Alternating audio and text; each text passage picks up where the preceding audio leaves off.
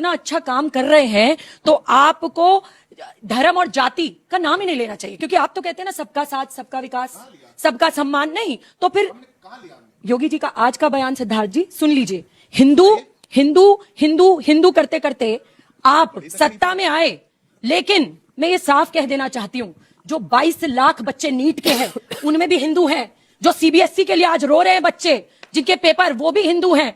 उसके अलावा वो सिर्फ 22 लाख बच्चे नहीं है, 15 लाख 18 लाख बच्चे नहीं है, वो 22 लाख परिवार है, 18 लाख परिवार है। वो किसी धर्म और जाति के चश्मे से नहीं बंधे हुए, उन्हें आज सम्मान चाहिए, उन्हें उनके अधिकार चाहिए। आज हर सिस्टम ध्वस्त है और आप हिंदू मुस्लिम करने में लगे हैं। आज देश का भविष्य खतरे में है।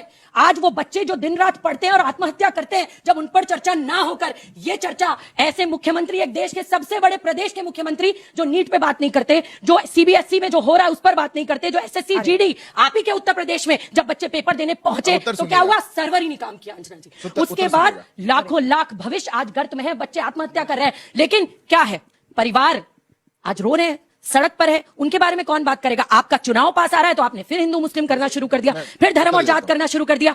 बेशर्मो शर्म करो शर्म। अंजना जी फेल्ड सिस्टम है, जवाबदेही। मैंने कहा ना, शिक्षा मंत्री शिक्षा पे बात नहीं करते, रेल मंत्री रेल पर बात नहीं करते। और एक और बात, एक मिनट, मैं आपसे पूछ रहा हूं, हमें काम किया। अब अंजना जी मैं से ये पूछ बोलिए, रहा हूं कि आपने क्या आप बोलिए। देखिए बता दीजिए, हमारे टाइम में सीबीएसई के साथ कभी ऐसा नहीं हुआ।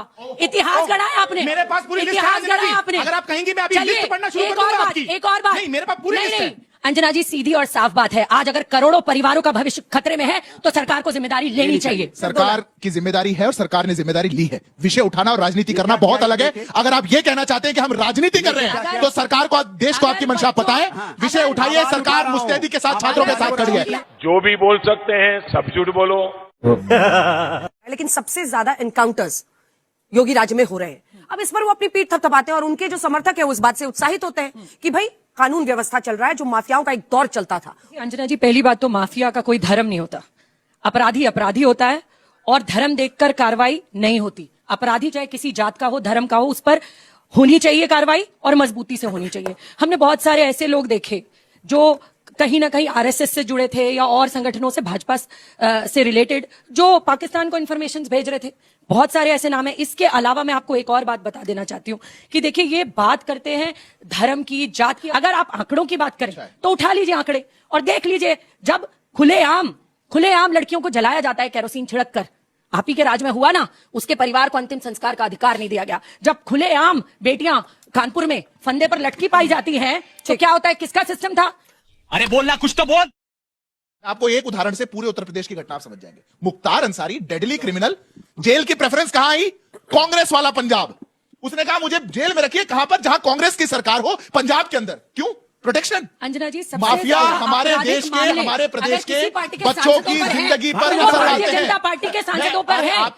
बारी जैसे पूरा करते हैं। मैंने जब चुपचाप सुना आपकी पूरी बात, जल्दी बोलिए। बच्चों की जिंदगी पर, पढ़ने वाले बच्चों की जिंदगी पर, देश के आम जनों पर, गरीबों पर, शोषितों पर वो असर डालते हैं माफिया। आप माफियाओं को खत्म कर रहे हैं ना, तो शिक्षा माफिया खत्म कर दीजिए, खत्म कर दीजिए। खत्म करेंगे। आपने शिक्षा माफिया को अंदर का व्यक्ति, ऊपर का व्यक्ति, नीचे का व्यक्ति। 2024 में पर्चा लीक हुआ। अरे हाँ भाई, लेकिन आप ये माफिया क्यों नहीं खत्म करते, जहां हमारे देश के 22 लाख 18 लाख बच्चे नहीं है, परिवार है। परिवार मतलब करोड़ों इस देश के लोग जो किसी धर्म और जात में नहीं बटे, जो आज भुगत रहे हैं शिक्षा माफिया को जो आपने पाला हुआ है, उसका नतीजा है। आप बार बार एक ऐसी एजेंसी को लाते हैं जो फेल है, सीबीएसई। आप देखिए, ऐसी एजेंसीज आपने हायर की है जो ब्लैकलिस्टेड है, वो नाम बदलती है अपना और फिर देश में उन्हें आदेश दे दिया जाता है कराओ पेपर। अरे कितना बड़ा फेलियर है कि आज आर्मी, आज हमारे देश की सेना, एयरफोर्स वो पेपर लेकर जाएगी। अरे आपका तो ये तो सीधा और साफ बताता है सरकार के बस की नहीं हो रहा है और शिक्षा मंत्री पर नहीं चल रही है शिक्षा। जब इतने पेपर लीक हो रहे हैं, लाखों पद उत्तर प्रदेश में खाली पड़े, क्यों नहीं भरते? भरे ना, ये काम है आपके, ना कि दिन रात देश की जनता को बरगलाना। इस प्रकार की बचकाना बातें किसी के गले नहीं उतरती, लोग मजाक उड़ाते। 2013 का पेपर लीक था, कांग्रेस की सरकार थी, अपने मत गिनाइए। आप खड़े होकर के सबसे बड़ा पेपर लीक आरपीएससी का जब राजस्थान में हुआ, आप सरकार में। नीट समस्या ये है, देश के अंदर ये एक सामाजिक कुरीति है। सरकार ने जिम्मेदारी ली है, जीरो टॉलरेंस पॉलिसी है। अगर कोई पब्लिक एग्जामिनेशन एक्ट लेकर के आया तो हम लेकर के आए, कोई नहीं लेकर आया। क्या थी सजा? उससे पहले मास चीटिंग का नेक्सस चलता था, रैकेट चलता था, मास पेपर लीक चलता था। क्यों हो रहा है 1 करोड़ रुपए आज क्यों हो रहा है? हमारी सरकारों में जो हुआ नहीं हुआ, हमें जनता ने रिजेक्ट किया, हम आज सरकार में नहीं है। आज अरे आप सरकार में राजनीति क्यों आप कर हैं। रहे हैं आज? दूसरी बात, नहीं कुछ जिम्मेदारी निभाइए ना, छात्रों में राजनीति जिम्मेदारी करेंगे। आप निभाइए। आप राजनीति करना चाहते अंजना जी हैं। बोलिए ना। Let her complete please. जिम्मेदारी आप निभाइए और शिक्षा मंत्री का इस्तीफा ले लीजिए। 87 से ज्यादा पेपर लीक हो चुके हैं, वो भी शिक्षा माफिया कर रहा है। आप जम्मू कश्मीर में से 40 लेकर आपके हैं। कन्याकुमारी में छोड़ दीजिए आप ये बातें। अरे 40 की तो जिम्मेदारी मैं लीजिए बताऊं? और दीजिए इस्तीफा। बताओ, 40 की जिम्मेदारी लीजिए और दीजिए इस्तीफा। लीजिए हम जिम्मेदारी। व्यवस्था बदलवा लीजिए रहे हैं। जिम्मेदारी। हम चाह रहे हैं कि ये देश में अरे व्यवस्था ऐसी हो शिक्षा कि कोई माफिया पेपर लीक ना हो। आपकी तरह शिक्षा राजनीति नहीं माफिया करना चाहते सरकारों जिम्मेदारी ये नहीं ले दुखद पा है रही है। आप 13 साल राजनीति होने जा करते रहे हैं। हैं। 13 साल सूर्या होने जा रहे हैं, मैथिल जी। जिम्मेदारी नहीं ले पा रहे तो शर्म आनी सूर्या चाहिए ना। मैथिल जी। क्या 13 साल में कुछ नहीं कर पा रहे? तुम चुल्लू भर पानी में जाके डूब के बजाओ। अंजना जी, सीधी और साफ बात है, इन्होंने अभी माफिया की बात करी। हमारा ना कोई ऐसा ध्येय है, हम हमेशा से कहते आए हैं कि मजहब नहीं सिखाता आपस में बैर रखना, हिंदी है, हम वतन है हिंदुस्तान हमारा। एक और बात बहुत अहम, मैंने अभी भी कहा, शिक्षा माफिया हटा दीजिए, वो भी बहुत बड़ा माफिया है और आप कर सकते हैं। अगर आप कह रहे हैं ना तो आप कर सकते हैं, लेकिन आप करना नहीं चाहते। आपने कहा कांग्रेस के शासन के 40 थे। चलिए इंडिया टुडे की अंजना जी एक एनालिसिस रिपोर्ट बता देती हूँ। वो एनालिसिस रिपोर्ट कहती है 19 से 24 के बीच में 65 बड़े एग्जाम पेपर लीक केसेस सामने आए। उसके बाद 5 सालों में 43 रिक्रूटमेंट एग्जाम प्रभावित हुए। उसके बाद 2015 से 24 तक सरकारी भर्ती परीक्षाओं में 50 से ज्यादा पेपर लीक केसेस फिर दर्ज नीट पर हुए। उत्तर सुनना। एक मिनट, आप एक मिनट, जब मैं उत्तर आप दूंगा मुझे, तो सुनना। हाँ बिल्कुल। उसके बाद मैं नाम बता देती हूँ, NEET UGC 2024, UGC NET 2024, UP police constable recruitment 2024, BPSC 70 CCE exam, Bihar CHO recruitment exam, Rajasthan RPSC SI recruitment leak exam, Chhattisgarh police station constable recruitment exam, और ये फहरिस्त लंबी है अंजना जी, मैं बहुत सारे नाम ले सकती हूँ। अरे बाप रे, ये तो धोती खोल रहा है।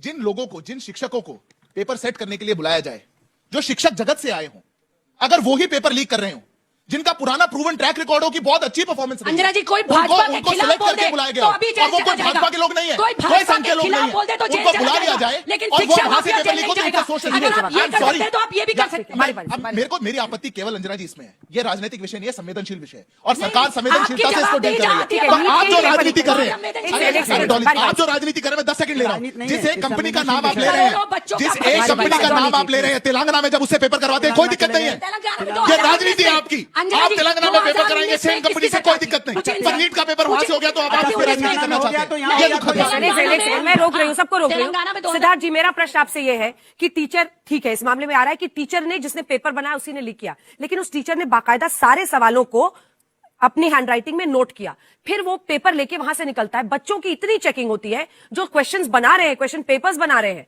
वो कॉपी करके फिर वहां से पेपर लेकर जा रहे हैं। क्या वहां पर कोई सिक्योरिटी और चेकिंग नहीं है? ये मेरा सीरियस प्रश्न है। हमने राधाकृष्णन जी की अध्यक्षता में कमेटी का गठन किया, पूर्व इसरो चीफ की। जितने स्टेप्स पूरे नीट के पेपर में, हर स्टेप को आइडेंटिफाई किया गया, कहां से लीक हो सकता है। उन्होंने जो सुझाव दिए, जितने शॉर्ट टर्म सुझाव थे, 100% अक्षरशः लागू किए गए। उसके बाद भी लीक हुआ। सरकार जिम्मेदारी ले रही है, सरकार कह रही है इसको हमको लड़ना पड़ेगा। ये राजनीति का विषय नहीं हो सकता, इनके लिए हो सकता है, हमारे लिए नहीं है। सरकार हर हद तक जाकर के छात्रों के भविष्य को सुरक्षित करेगी। आप लोग जिस राजनीति को करना चाहते हैं उससे बाहर जाइए। ये राजनीति का विषय नहीं है, ना बनने देंगे। सूर्या मैथिल, आप हिंदू मुस्लिम करेंगे, अनुराग जी एक बार मैं बोले, बच्चों के अनुराग जी भविष्य जल्दी की बात से। करूंगी। अरे जहां आप पे हिंदू मुस्लिम एक मिनट, करेंगे, मैं बच्चों के नहीं, भविष्य की बात जहां जल्दी, बच्चों जल्दी। के भविष्य की बात आती है, जहां देश के राष्ट्र की बात आती है और बीजेपी से गलती हो जाती है, देश के इतना राष्ट्र की बात- संवेदनशील मामला क्या है, कहना चाह रहे हैं इसमें आप? राजनीति समझिए नहीं तो। करेंगे तो आप राजनीति नहीं करते तो क्या करते हो? हर बात में मुख्तार अंसारी, अतीक अहमद, मुख्तार अंसारी, अतीक अहमद, अरे जो इस देश में नहीं है, जो इस दुनिया में नहीं है, उनका नाम लेकर राजनीति करना चाहते हो आप, लेकिन नीट में बच्चों की मौत होगी उसके बारे में नहीं बोलना चाहते आप, उसके बारे में एक शब्द नहीं बोलना चाहते आप। और एक बात, लास्ट बात आपके बीच में नहीं बोला, लास्ट बात, शायद भारतीय जनता पार्टी को संस्कृति संस्कार का अंदेशा नहीं है। गजब बेइज्जती है, तो लेने के देने पड़ गए। अब फैक्ट पे बात करेंगे हम लोग। अच्छा, पर्चा लीक फैक्ट हम फैक्ट पे बात करेंगे। अच्छा, आपके शासनकाल में चारों अधीनस्थ चयन सेवा आयोगों के चेयरमैन कौन थे? चलो आप बताइए, नाम बताइए। चारों अधीनस्थ चयन सेवा आयोगों के चेयरमैन कौन थे? वो एक ही समुदाय से आ रहे थे। होते वो होते हैं, आपकी सरकार इसका जवाब दीजिए। भदौरिया साहब, ये कहानी बात मत तो बताइए। सुन लेंगे आप? नहीं सुनेंगे, सुन ले- क्योंकि आप बच्चों ने सुसाइड किया मतलब तो आप सुन लेंगे। केवल अपनी आंखें एक घर के जाएंगे, बच्चा जब सुसाइड मतलब करता है, आप अपनी आंखें जाएंगे जब आप सत्ता में होंगे।